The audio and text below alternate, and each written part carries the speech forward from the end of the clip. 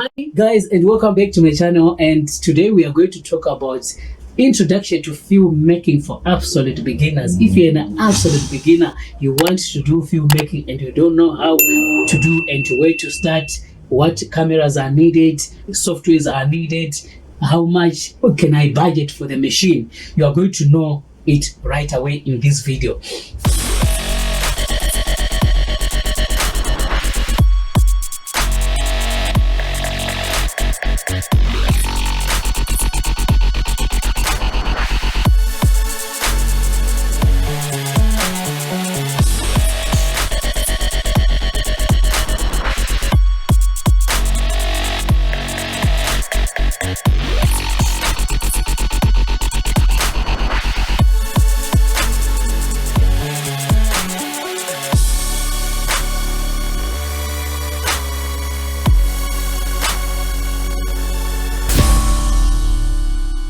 The way I started myself, I started with a Sony Handycam. This one, this very small and noisy camera. I didn't worry much about a big camera because what I wanted is to just begin to get experimenting around the softwares as I will be editing. And you find that some of the things that you'll be doing in the softwares, you don't necessarily need a video to deal with, or you don't necessarily need to shoot yourself to deal with. You can even download stock videos on the internet. We are going to talk about cameras later on, a video dedicated for cameras later on. But for the meantime, you just need to know that even with your phone, just to get started, you can use it. And you also need that small camera that you may have if you have one, and you can get started. So for addressing the cameras, I think for now, let's stand there. You can either use the camera that you have or the small phone that you have. Now, when it comes to the machine, I'm going to talk about the machine as I'll be talking about a particular software.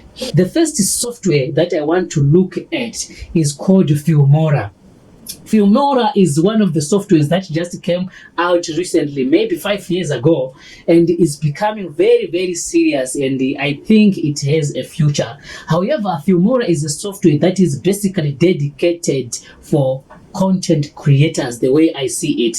And if you want to be a filmmaker, you can use Filmora as an entry level, but it cannot be a software which you are going to use entirely as a filmmaker, because it doesn't lead to you being the filmmaker that you want to be. What do I mean about this? Filmmaking is not merely about video editing. It is beyond that. We have people in the filmmaking whom we call composers or visual effects artists in filmmaking. So if you want to also impress those kinds of professions later on, with Filmora alone, you cannot do that unless otherwise Filmora continues to upgrade and make the software to that level. What is composing? What is visual effects? You may need to ask those questions and you may need to know that. So let's get it addressed. When you are watching a movie, you see those things, fictions, which you really believe that they cannot happen. You see a jet striking a building and the building begins to collapse. Those things are done through compositing softwares, or they are done by visual artists, you see. So for you to achieve those things, you need even bigger softwares with bigger computers and bigger requirements for those particular computers. So for Filmora as an entry level, it is good because for your machine, you can easily use it even with a little machine like dual core. You can use Filmora 4 gig RAM, and it doesn't have much requirements. Then the other software that accompanies Filmora is Magix Vegas, previously known as Sony Vegas. Maybe you have heard of it. And this software is good as an entry level. You can just go ahead and play around it. You can see that you can even get started. But we are not, for me, I'm not going to look at Filmora and Sony Vegas or Magix Vegas. I'm going to straight away introduce you to softwares which can help you to do both of the things: compositing and video editing, sound production, and so forth, everything all in one or at once. Now let's move on to another software, Adobe Premiere and Final Cut. Adobe Premiere Pro and Final Cut, both of the softwares, they are typically also like Filmora and Magix Vegas. Now let's talk about these softwares. Maybe you are also seeing that I'm leaving something out in terms of price. On the matter of price, I don't want you to worry much about the pricing of the software, because if you are a beginner, sometimes you don't even have enough money and you want to get started, you can't afford the software. So what should you do? Shouldn't you reach out to your dreams? I believe strongly that you should reach out to your dreams. So I'm going to create another video which you should watch next, and it is talking, or it is asking if it is okay to use pirated softwares, and you are going to know where to get them, I believe, with me. In this sense, I'm not encouraging piracy, but I'm also learning from my experience that when I wanted to learn these things, I didn't have money, I couldn't afford these softwares. So what I did is I used those pirated ones, and today I'm here, I have the skills. So why should you impress the same? Because later on, when you're able to pay, you will be able to pay them. So you should learn just right now. And even some of the softwares, they are free, and some of the softwares, they offer trial periods. However, the trial periods for Adobe Premiere and for Filmora are very, very limited, and even Magix Vegas, they are very, very limited. But there is two free softwares that we are going to talk about later on, and you are going to see that it's absolutely amazing. All right, and I think you are going to see, because you will find out that these softwares that I have been talking about, Filmora, Magix Vegas, Adobe Premiere Pro, Final Cut Pro, they are not the leaders in the film making business, but they are very pricey, even more than the softwares that do everything at once. However, with the other software that we are going to talk about, which is called HitFilm Pro, is a little bit pricey as well.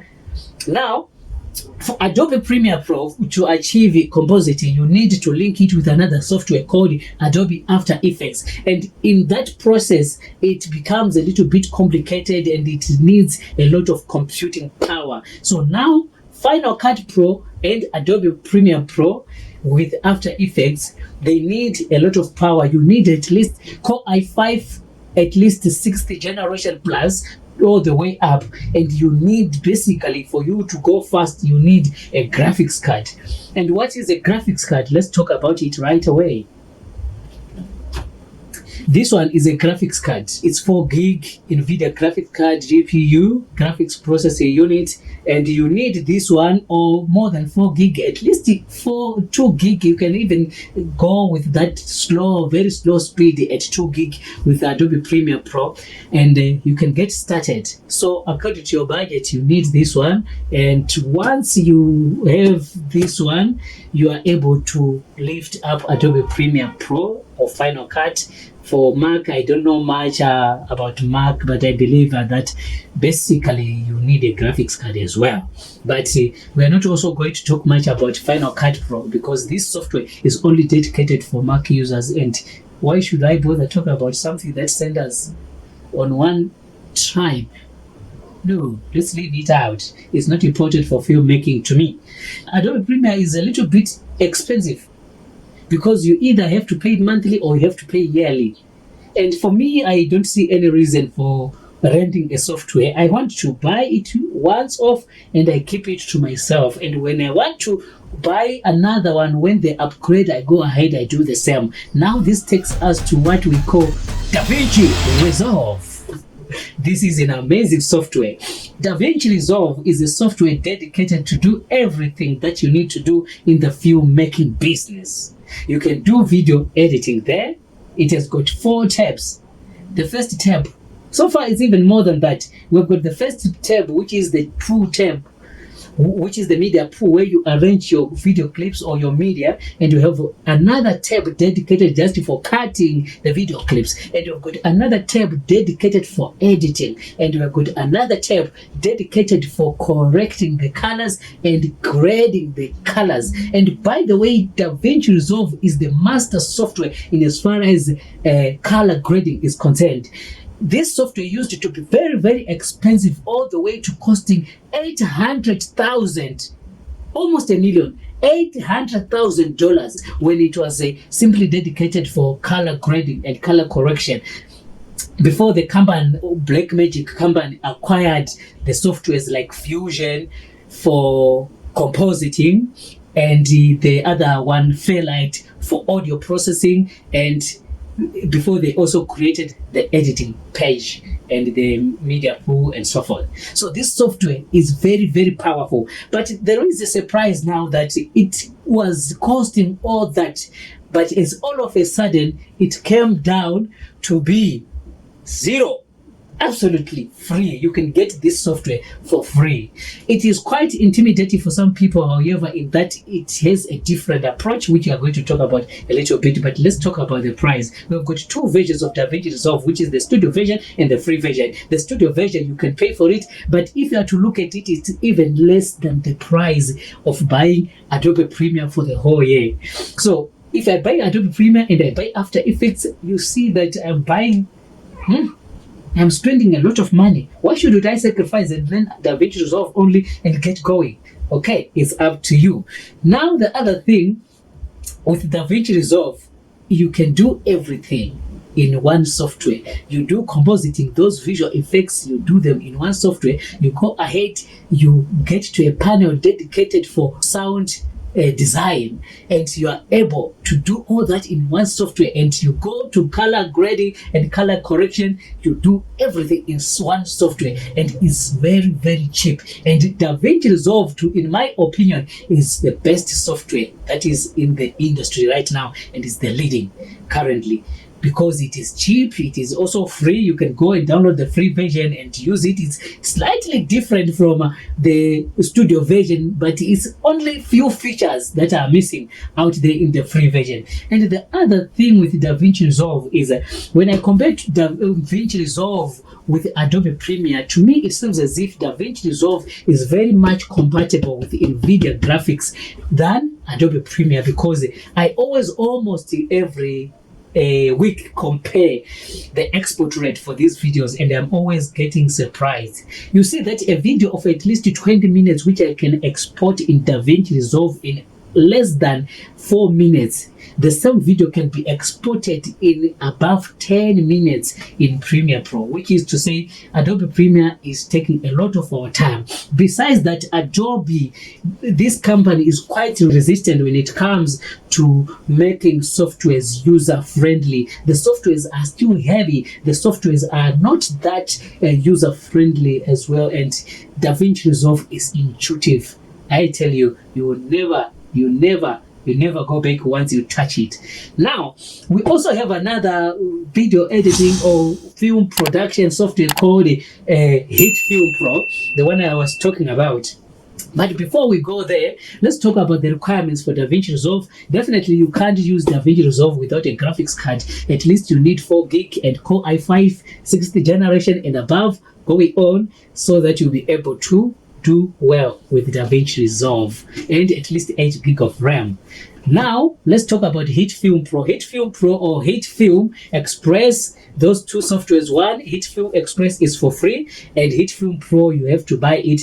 Both of them, you cannot use them without a graphics card. At least you need a powerful computer of at least Core i5 6th generation and above, and the 8 gig of RAM, GPU, graphics card, and you can get started. So for me, I'm going to be able to assist you with 3 major softwares: Adobe Premiere and After Effects, and the other software will be DaVinci Resolve. And we are going to start our lessons with DaVinci Resolve, but I believe we are going to juxtapose the two as we go. So we are going to create a playlist for DaVinci Resolve, a playlist for Adobe Premiere Pro.